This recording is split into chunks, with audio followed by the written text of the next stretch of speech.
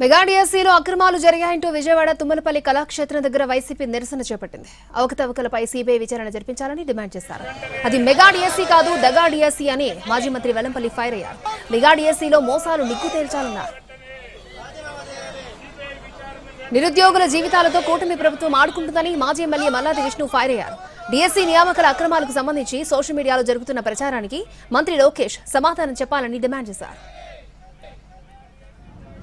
ఈ రాష్ట్రంలో ఉన్నటువంటి నిరుద్యోగులకి యువకులకి అన్యాయం జరుగుతూ ఉంటే దాదాపుగా 4,000 మందికి అన్యాయం జరుగుతూ ఉంటే ఈ ప్రభుత్వానికి చీమ కొట్టినట్లేదు. నిన్న ఆయన మాట్లాడతాడు, విద్యాశాఖ మంత్రి ఎవరన్నా డబ్బులు ఇచ్చారేమో వచ్చి చెప్పమని అంటారు. సోషల్ మీడియాలో సర్క్యులేట్ అవుతుంది కదా, సోషల్ మీడియాలో ప్రజలందరూ చూస్తున్నారు కదా, అధికార దుర్వినియోగం ఏ రకంగా జరిగిందో, ఏ రకంగా నిబంధనలను ఉల్లంఘించారో ఇవన్నీ కూడా చూస్తా ఉన్నారు కాదు.